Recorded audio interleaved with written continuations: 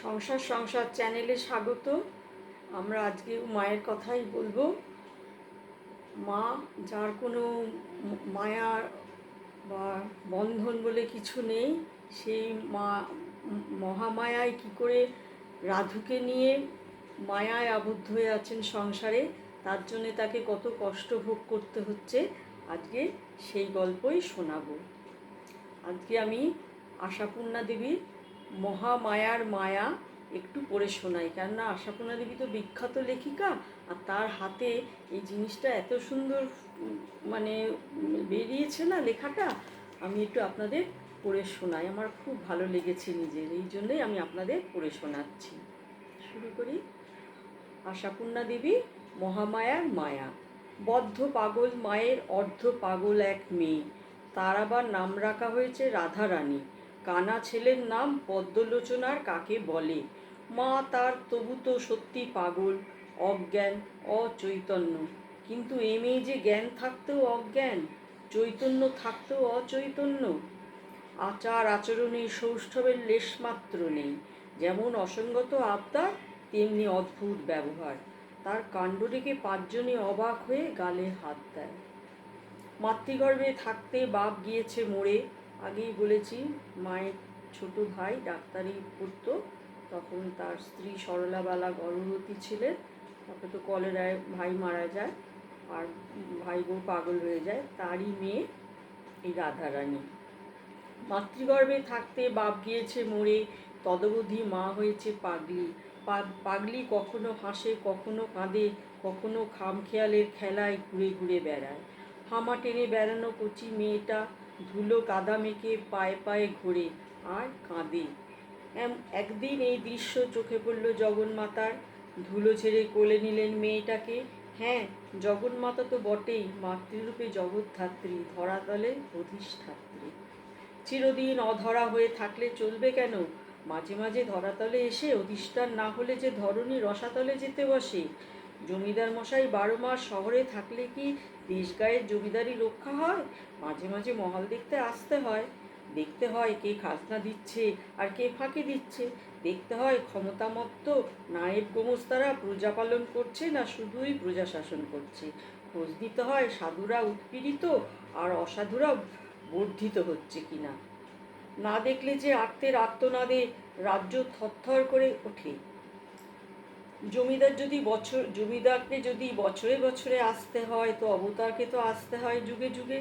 12 মাস বৈকুণ্ঠে বসে থাকলে জগৎ রক্ষা হয় না। আবার সে আশাটি ছদ্মবেশে হলেই ভালো। নিজ মূর্তিতে এলে যে লোকে ভয় পাবে, রাজামশাই বাবুমশাই করে কাছারি বাড়ির গদিতে বসিয়ে রাখতে চাইবে। নামতে দেবে না ধুলোয়, ঘুরতে দেবে না প্রজাদের ঘরে ঘরে, গরিবের কুটিরে কুটিরে। রাজামশাইকে যেমন আসতে হয়, সঙ্গে সঙ্গে রানীমাকেও তো তেমনি আসতে হয় শহরের আরাম আয়েশ ছেড়ে। তাই এসেছেন তিনি ছদ্মবেশে, ঘুরে বেড়াচ্ছেন গরিবের মেয়ে সেজে। বাপের সাহায্য করতে ক্ষেতের মুনিশের জন্যে মুড়ি বয়ে নিয়ে যাচ্ছেন। গলা সমান জলে নেমে গরুর জন্যে দল ঘাস কাটছেন। মায়ের কাছে ঘুরে ঘুরে ঘরকন্নার কাজ করছেন। আবার বয়স হলে ভাইদের ঘরে থেকে গায়ে কালি চুলি মেখে ধান সেদ্ধ করছেন, ঢেকিতে পাট দিচ্ছেন। কষ্ট করা চাই, কষ্ট না দেখলে যে জগৎবাসী তুষ্ট হয় না। কষ্ট না দেখলে ইষ্ট বলে চিনতে চায় না। দুঃখীর বেশ না দেখলে দুঃখাতুর জীব বলে, তুমি তো রাজরাজেশ্বরী, তুমি আমাদেরকে। একথা সকল যুগে সব কালে। গোলক ছেড়ে স্বয়ং লক্ষ্মী কন্যারূপে এসেছেন গরিবের কুড়োয়। বাপ বুঝে সুঝে নাম রেখেছেন সারদা, কিনা সারদাইনী। মা বলেন সারু, সারি। পাগলি বলে ঠাকুরজি। রাধারানী জানে পিসি, ডাকে মা।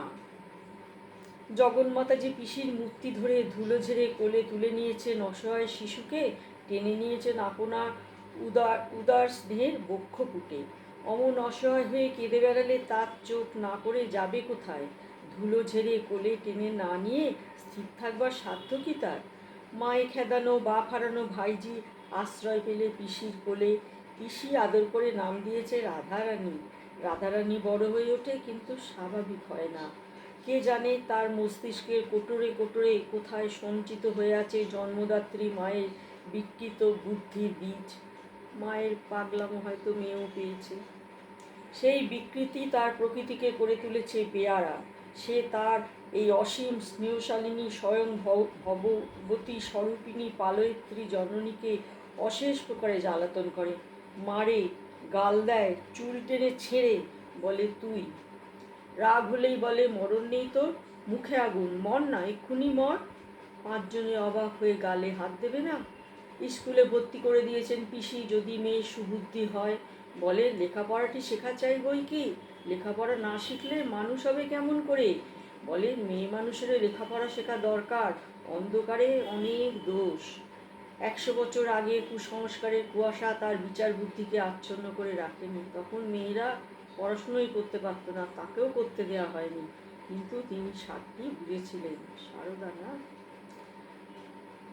তার রাধারানী যে কি শেখে সে মর্ম ব্রজের রাধারানী জানেন। লোকে দেখে স্কুল থেকে ফিরছে মেয়ে, পিসি চিরুনি হাতে নিয়ে ডাক দিচ্ছেন, রাধু আয় বস, চুল বেঁধে দি। রাধু বলে আমি নিজে বাঁধবো, বলে আর চিরুনিখানা কেড়ে নিয়ে তাই দিয়ে পিসিকে ঠোকর মারে, জিভ দেখিয়ে পালায়। পিসি অনুনয় করেন, রাধু আর জ্বালাস নে, আয় খেয়ে নে, প্রসাদী পায়েস তুলে রেখেছি তোর জন্যে, রেখেছি রসগোল্লা। রাধু কতক খায়, কতক ছড়ায়, পায়েস তুলে নিয়ে পিসির গায়ে ছিটিয়ে দেয়, রসগোল্লা ছুঁড়ে মারে। ছিষ্টি ছাড়া বদরাগী মেয়ে, কিন্তু পিসি রাগ নেই, বিরক্তি নেই, মুখে তার প্রসন্ন প্রশান্তি। যেটুকু আছে সে শুধু লোক দেখানো কাতরতা, যেন কত নিরুপায়, যারা দেখে তারা স্তম্ভিত হয়ে যায়। এ কেমন স্নেহ, এতখানি সহিষ্ণুতা কেউ কখনো দেখেছে?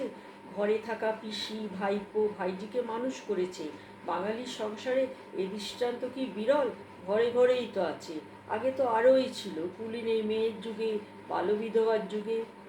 আগে তো, এখন তো ছোট সংসার, আগে তো ধরুন সেই মেয়ের বিয়েও তো, তারপরে সেই কুলীন মেয়েদের বছরে একদিন আসতো, তার অনেক বউ একদিন এসে রোজগার করে যেত। আর সেই মেয়েটি সারা জীবন বাপের বাড়িতে থাকতো, ভাইয়ের সংসারে থেকে ভাই ভাইপোজিদের টানটানি করতো, কিন্তু দরকার হলে বকাঝকাও করতো। আর বাল্যবিধবার তো কথাই নেই। তারা সেসব ছেলে মেয়েকে আদরের সময় আদর করে, রাগের সময় তিরস্কার করে, ধরে পিটোয়, যা স্বাভাবিক, যা সম্ভব। কিন্তু এ কি অসম্ভব স্নেহ, একেই কি বলে স্নেহ সমুদ্র, যে স্নেহের তল নেই, পার নেই, দিক নেই। সত্যিই বটে, দিক নেই, দিক বিদিক জ্ঞান নেই, লোকে আড়ালে বলে অন্ধ মায়া।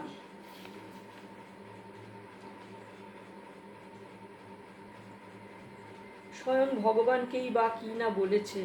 রামচন্দ্রকে বলেনি স্ত্রৈণ, কেষ্টকে বলেনি চোর, ঠাকুরকে বলেনি পাগল। হাতের নাগালে যা বুঝবে তাই তো বলবে।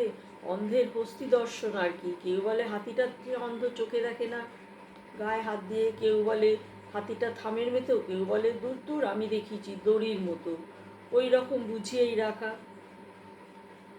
নিকট ভক্ত, দুরাগত ভক্ত, কৌতূহলী দর্শক, কত চরিত্র। তাহলে এই অপূর্ব নাটকের অভিনয় আমরা কি দেখতে পাই না? শ্রীমায়ের একনিষ্ঠ ভক্ত সন্তানদের মনের মধ্যে কেমন অভিমানের মেঘ। কেবলমাত্র মায়ের সন্তুষ্টি বিধানের জন্য যারা সেই একগুয়ে আধপাগলা রাধুকে দেখাচ্ছে স্নেহভাব, প্রীতিভাব, বাৎসল্যভাব, রাধুর মাথাটি ধরলে শহরের ডাক্তার বদ্যিদের এনে জড়ো করছে বাড়িতে, তাদেরই কপালে দেখা যাচ্ছে ঈশ্বর কুঞ্চন রেখা। হয়তো এমন কথা উল্লেখ কোনো প্রামাণ্য পুস্তক নেই, তবু কেমন যেন মনে হয় এই রকমটা হওয়াই সম্ভব। মাকে যারা চিনতে পেরেছিলেন তাদের মনে জমত অভিমানের মেঘ, যারা চিনতে পারেনি তাদের মধ্যে উঁকিমাত্র সংশয়ের কাঁটা। সত্যি তো, কেন মায়ের এই অপাত্রে অন্ধ স্নেহ, কেন ভগবতীর মধ্যে এমন মানবী ভাব, নিতান্ত সংসার বুদ্ধি, গ্রাম্য নারীর মতো মানুষ করা মেয়ের প্রতি কি দুর্দান্ত আকর্ষণ। যেন একদিকে পুজো পাঠ, ঠাকুর দেবতা, অগণিত ভক্তমণ্ডলী সমস্ত কিছু, আর একদিকে রাধু। অথচ সেসব কি ভক্ত, জ্যোতির্মণ্ডলের এক একটি উজ্জ্বল জ্যোতিষ্ক, গৃহী, যোগী, মেয়ে, পুরুষ সব আছে। আছে বাবুরাম, শরৎ, যোগিনের মতো ছেলে, আছে নিবেদিতা, গৌরদাসী, লক্ষ্মীমণির মতো মেয়ে। এদের কাছে রাধু জন্মরুগ্ন কুঁয়ে পাওয়া এক মেয়ে, একদিনের জন্য যে সুস্থ থাকতে জানে না, অস্বাস্থ্য আর অসন্তোষ যার জীবনের সাথী।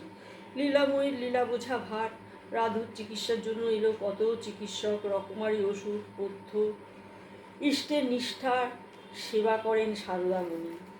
গোলমাল রাধুর সহ্য হয় না বলে দেব মন্দির ফেলে, নিত্য সেবা ফেলে রাধুকে নিয়ে বাস করতে যান নিবেদিতা বোর্ডিংয়ের ভাড়াটে বাড়িতে, যদি রাধু একটু আরাম পায়। মা আছেন কলকাতায়, সুন্দর যত্নে আছেন। পুজো ঢাক ঢোলের আওয়াজ রাধুর সহ্য হয় না।